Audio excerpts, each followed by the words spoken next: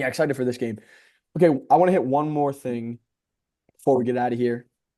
There's been a lot of discussion about the group of five being included in this playoff. And obviously, dude, the scores, you see the scores, it's not good. But I do think it's a logical fallacy to say like they got beat by X amount of points, like that's why they shouldn't deserve to be here. Because there are gonna Michigan State got blown out in the playoff years ago by Alabama, and that doesn't mean they didn't deserve to be here. The point is the wording in the legislation that says the top five conference championships should be in the playoff is like just wrong and probably shouldn't be worded that way. And it should probably be, I don't think the G5 should be extinguished from the playoff forever. I just think you have to be a top 12 team in the G5. Like even think about Cincinnati. They earned their way into that playoff by being a 13-0 group of five team, right? And UCF didn't get in because there was four teams better than them, but Cincinnati earned that spot in that year. And people talk about this all the time. The group of fives, it's just different now. Like, dude, even Cincinnati, that seems like that was 5 years ago. Dude, you're not going to see Cincinnati's anymore. Cincinnati had a lot of NFL players. They had an NFL quarterback. Arch watched way too much of him. Desmond Ritter. They had Alec Pierce. They had that running back Ford who went to the NFL. Pace, who's on the Vikings. I don't know his first name, but dude, he's a Bolton number zero. So, dude, they had NFL dudes that would not have been Dallas there. Gardner. Yeah, dude. Oh my gosh. First round pick, Sauce Gardner. So, dude, these guys would not have been at the University of Cincinnati had the portal and NIL been so infused into the sport, right? Like Sauce Gardner would have Auburn or Florida would have paid him $1 million and he wouldn't have played for the University of Cincinnati. So, like, it just doesn't exist like that anymore. And I don't think they should be just eliminated. But when it goes to just the 12 best teams in the country, you can earn your way in. But like 10-2 Tulane, like, will never sniff that. Yeah, I agree with that. Like the whole if you are the actual like there shouldn't be a guarantee because when people talk about like oh you just want to be an invitational, it's technically an invitational when you're extending an invite to the fifth conference champion. Like that's technically more of an invitational than saying the G5 shouldn't be have a spot. Also, I just think the average college football like the the college football media like discourse over this has been like the stupidest thing I've ever seen in my life, in my opinion. Because people think that you hate the sport if you don't want a G5 team. No, I love the sport so much that I don't. I think this is horrible for it. I think it's horrible for G5 schools in general. I think that the ideal model, in my opinion, would having a G5 playoff, but a G5 team that is in the top 12 could opt into the actual playoff instead of like that. And I think that gives you the opportunity to have both a team that has merit to play and to compete for national championship and then play in a G5 style tournament that like shows you're the best G5. And but the problem is whenever you suggest that, people think you're like people think you're literally like the antichrist and you hate like college football. And I think it's the dumbest thing ever because they like it's they're purposely misunderstanding what you're saying so they can like try and use that as their point and it's I don't know. But all I know is the answer is not what is doing it right now because like I literally did not watch the JMU game. I literally did not watch the Tulane game, and like I was fine with it. Like, and that shouldn't happen in a playoff. Like, there should only be two legit games in a 4 games like season or in a 4 game weekend, and that's my take. But I mean I'm aligned with you too. I think I like the idea that there's a possibility for G5 teams to get into the playoff. And I want to preface everything I'm about to say by saying I love all levels of college football. I love FCS football. I think D2 football is so cool. D3 football, I haven't watched as much of that, but I mean, those guys Shout out put James their Mills, body on the line. Carnegie They Mellon. put their body on the line for no scholarship money. And how could you not respect that? So I'm prefacing this by saying I love all levels of college football. And if you told me that for the rest of my life, I couldn't watch any college football games that weren't MAC football games, and I was stuck with those 13 teams for the rest of my life, I would still try to podcast about it if I could. But the fact that two G5 teams were in this playoff it's a complete and utter failure of the whole system of the 12 team playoff. And this is what happens when a sport that's so steeped in tradition and so sacred to so many people, when you put it in the hands of people that don't have the best intentions for the longevity and future of the sport and maintaining that tradition and the sacredness of it, when that's not your priority and your priority is to make money and you rush into a system that is certainly not refined enough to give you the best outcomes every year, like last year, the teams that got the buys in that playoff, and you could argue that the field was stronger last year. But Um, Boise State and Arizona State had no but yeah, business. but Boise State and Arizona State got buys, and every team that got a first round bye lost their first game. And there's just there's so many flaws, and this is just I think this is just another piece of a flawed system that you can point out that just goes to show how unprepared and the failed thought process of people in charge of the sport that don't really care about the tradition and how sacred it is. They really just care about having an inventory of playoff games that they can market and trying to make as much money as they can. And I live in the real world. I know that's always going to be a part of any type of sport where you can sell money, where you can sell advertisements for money. And I mean that's just how the world works. And the schools have to be funded and they have to be able to receive money from the things they're doing. And the Look at the college football uni- playoff, it's probably a net positive for these schools in that respect. But there's also, I mean, look at Notre Dame now. There's I mean, even just the thinking of about that program, like it's embarrassing that they opted out of their bowl game and everyone was upset with that. We just And it's lost the embarrassing. USC Yeah, rivalry. we That's lost the gone. Notre Dame USC rivalry just so Notre Dame can make this 12-team field because I mean, they're a whole separate issue because they're not in a conference and they know that if they win 11 games, they're going to make the playoff field. But that's just, I mean, that's another thing you can point at and be like, this system is flawed. It's got the goals of the decision makers and how they align themselves in pursuit of those goals will always be flawed because the goals themselves are flawed.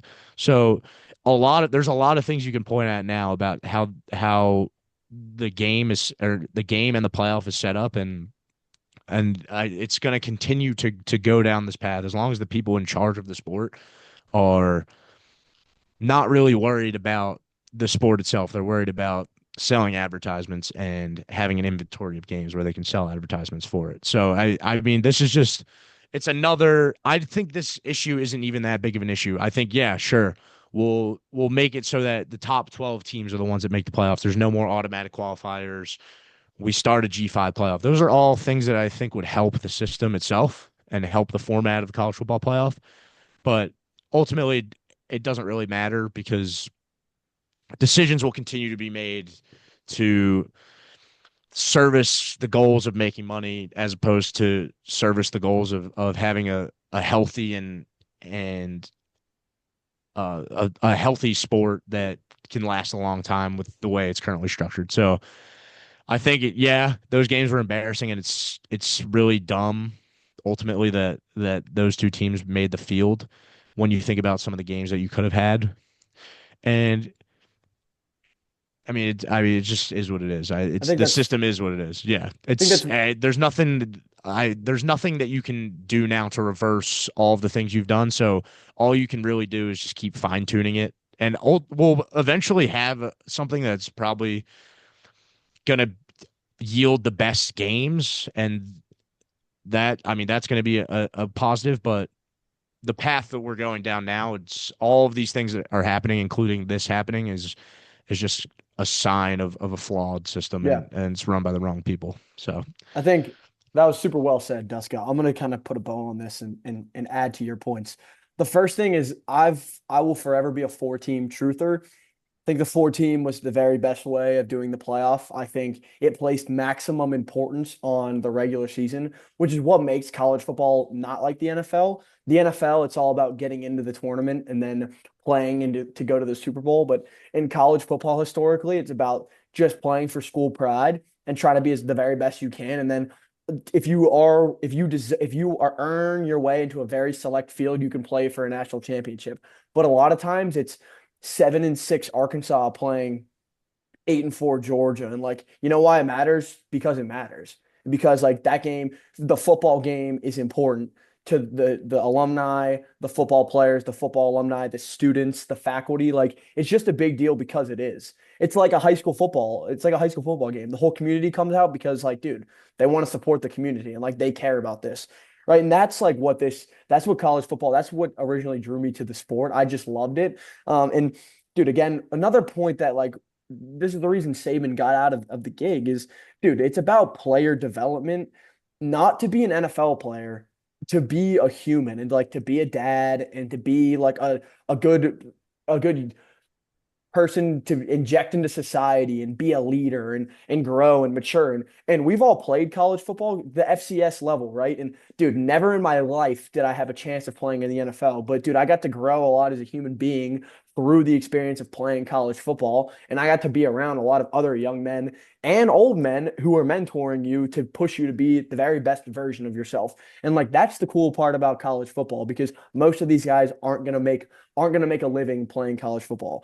So that's why, like, I just think we kind of lose that perspective sometimes in college football. Like, dude, at some point, I love the oil in St. Paul, Minnesota, and you put it in the top of the Mississippi River, and then at some point it drips down to like if you put poison in in Minnesota, at some point it'll exit in New Orleans, and some kid in New Orleans will drink it and die.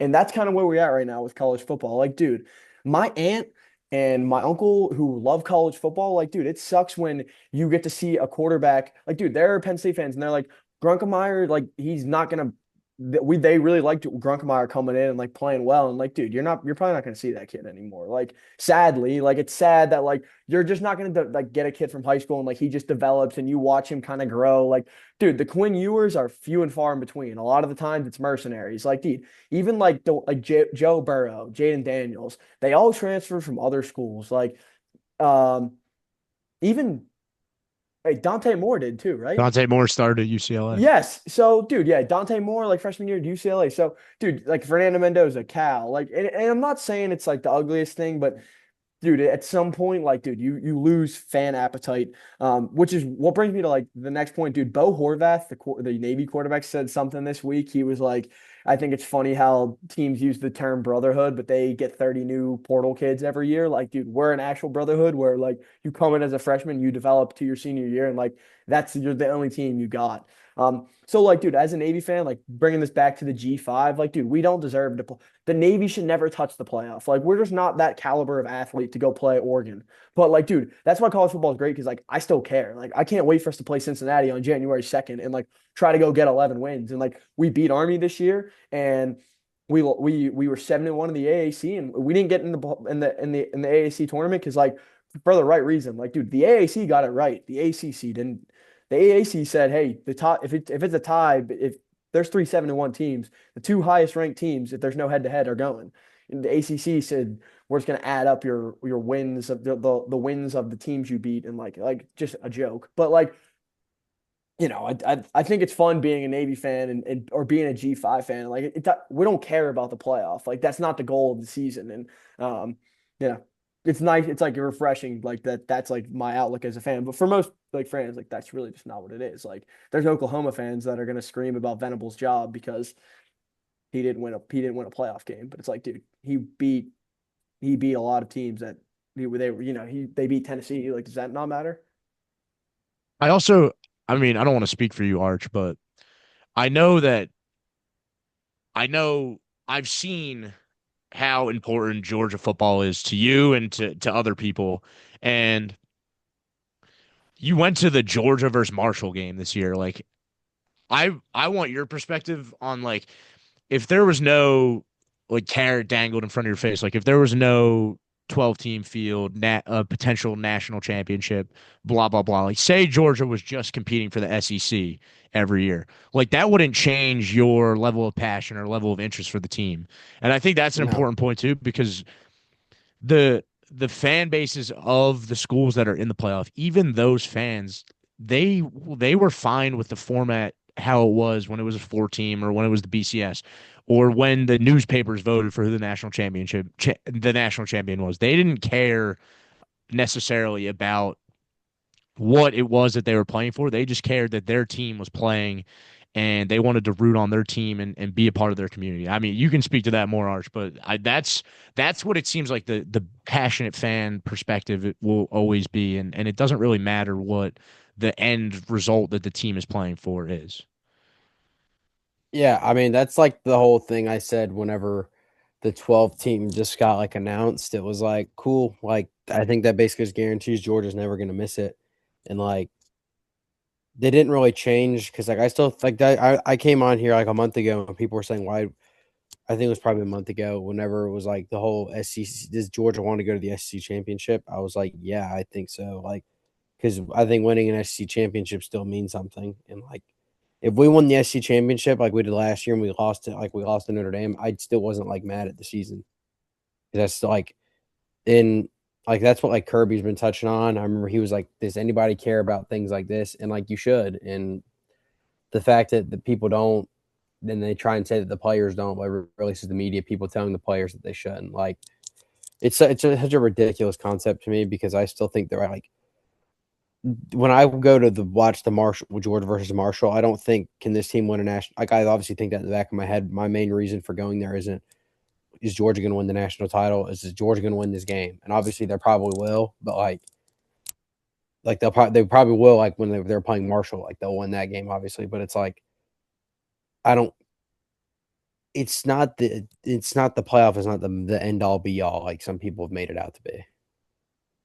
So And Exactly. And the other thing is like it's hard to win. Like one team wins a national title a year, and it's a 12-team field where at minimum you have to win 3 games. Like that's not easy to do. You can be the best team all year and still go up against another good team and lose. Like national championship or bust will always be silly because there's 130 teams. Like there's like Temple will never win a national championship, but should they just stop playing because it's not going to happen? Like I just it's always just been a stupid also, Dusk, a question. viewpoint of the sport to me.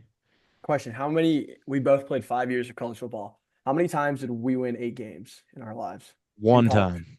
Once.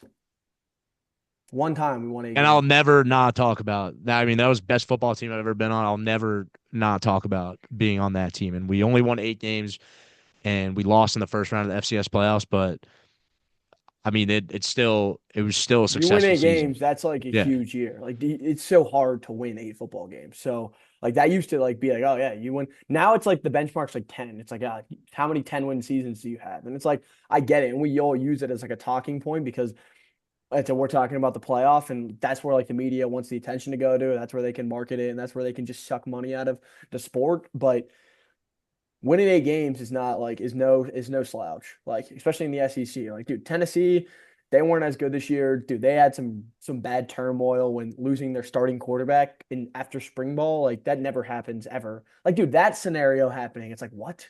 You went into a contract negotiation like you're literally an NFL player and like they The they sign cut of the you. times. Like that's the thing. It's like, but they won 8 games and it's like, dude, obviously Tennessee like wants to be in the playoff and shit, but gosh, like I don't know. For me, I'm not like, oh yeah, Tennessee, like what a joke of a year. It's like, I mean, I mean, the resilience Tennessee's of pretty losing your good. starting QB in the spring and then winning 8 games that fall, like that's probably we probably don't talk about that enough. No, I mean, that's like those insanely guys, impressive. those guys, and I'm sure they do. I'm sure, like intrinsically, like if you're a Tennessee volunteer football player, you're like, dude, good on us this year. Like, dude, we didn't go to the SEC championship, but like played Georgia really tough. We took them to the brink. Like, we were in games with Alabama till we threw that pick six. Like, dude, there was things that like didn't go our way, but we won 8 games in the Hearts Conference in the sport. So, Mhm. you know, even Penn State, dude, like they have something to be excited about. Like they didn't roll over and die. Like I'm their excited backup to quarter. go watch them play tomorrow. It's gonna Yeah, be a like fun dude, game. yeah, you're going to that game. Tell us why you're excited. Pinstripe Bowl. I mean, it's just anytime you have an opportunity to watch Clemson play Penn State, no matter what state the programs are in, I think it's still. I mean, I'm getting up for that. It's pretty. That alone is propelling me there, and I'm very excited. I'm going to Yankee Stadium. I've always wanted to watch a baseball game there, but I'll still get to experience what that's like, see what it's like, and it's unique because it has a football field on the baseball stadium, which Dude. I mean that's pretty cool to me. I don't know. I just think that it's not that it's meaningful. It's for the players who had like both teams had a lot of expectations and ended up having a tough year. And being able to hang your hat on, oh, we won the Pinstripe Bowl, that's a big deal for the players. And if you're approaching the sport the right way, it's a big deal for fan bases as well. And Penn State fans, like if you win the Pinstripe Bowl tomorrow against Clemson, you should appreciate that. And the season didn't go how you expected. You lost your head coach, but the future could be bright, and you get to have a chance to send your seniors off the right way and have something to hang your hat on when you look back at the 2025 season and all the adversity of it and how the team responded Yeah. with Terry Smith. And he loves Joe Paterno. And it's just, I don't know. I'm excited for the game. Yeah. I love college football, and I think it's going to be a really fun experience. Yeah. So, dude, the Hawaii Bowl happened. The Hawaii versus Cal game. A It was Sheraton Hawaii Bowl? Dude, it was an awesome game. Alejado, dude, two lefty QBs just dueling out. I liked watching it. But dude, so back in I think 1997, my dad's sophomore year at Navy, they played in the Aloha Bowl versus Cal and beat them. And that was back when like the Aloha, like their bowl, there wasn't that many bowl games. So, like it was like an 8-win Navy team, and it was the Tony Gonzalez Cal team, and they hang 48 on them and like beat them. And the reason I know about this is because every time the Hawaii Bowl's on, my dad was like, it used to be called the Aloha Bowl. He's like, yeah, like dude, my dad and his buddies bring it up every time they can. Nah. It meant something to them. Like they were out in Hawaii, they like partied with Tony G, and they were like talking shit to him before the game, and like it was just like in the bars, like. And I just think like that's like the thing about college football that's like amazing. Like that meant something to them now, like then, and like it'll mean something forever until like all those Navy players are dead, rolling in their graves. And like, that's what's cool about it. Also, I wanted to bring up one more thing because we cover all levels of college football. My buddy Cole Keelan, he's the quarterback at Division II Harding. They ended up losing to Ferris State in the national championship, the D2 national championship. But he is the all-time winningest quarterback in Division II history. He has 51 wins as a Ah. starter for Harding. So, dude, shout Shout out out to Keelan. Cole Keelan. Yeah, Yeah, shout out Keelan that's on that pretty career. sick. Yeah, so sick. So He is from is he Ferris? from Pine Richland? Yeah, so he was Pine Richland, and then he was there from like fourth to sixth grade, and we were boys. And then his dad, he worked for Walmart and ended up getting a job as a PE teacher and a high school football coach in Arkansas. And so they moved down there. And so Cole played like high school football in Arkansas, but we've stayed friends ever since because we were friends in like upper elementary school. So Yeah, I figured because I saw that Harding is in Arkansas, and I was a Mhm. little confused how a guy Yeah, in Pennsylvania was on the radar of he but was a that makes sense. hometown Arkansas kid too. Yeah, respect. So Ferris won back-to-back D2 Dude, national and you championships. see their They quarterback? won by like 30. It Yeah, was their quarterback's Maybe, amazing. maybe that guy should go to Texas A&M. Dude, he's gonna get poached. He's got a brother too that plays receiver, and they literally just like bomb. Nice. Yeah. Congratulations to Ferris State. Ferris State is so good. Unbelievable. Also, shout out to Illinois State. Very unheralded FCS team making the championship game. I went to the FCS semifinal against Villanova last week, and it was a splattering. Their quarterback is also really good. He's very undersized, but he's a ball player. Number 16. We'd also like to mention friend of a program, Duska. Help me out with his last name, but the place kicker for Illinois Oh, State was Mike Constantino. a former teammate of all of ours. So yeah, shout out Mike Constantino, the kicker for Illinois State, who transferred from Elon to Illinois State, and he's balling for them. Now So, he's playing in and I then, also like that the FCS Natties in Nashville. I think that's gonna be dude, cool. great change up. Great town. Yeah. Somewhat corporatized, but it's fine because Nashville's just a cool place in general. So. Well, would you rather go to like where is it? Frisco. Texas, or would you rather go to Nashville? Yeah, no, 100%. That's why I'm for it. But in general, I'm generally against corporatization of games, like the Army Navy game going to Mercedes-Benz. Mercedes-Benz Stadium. yeah.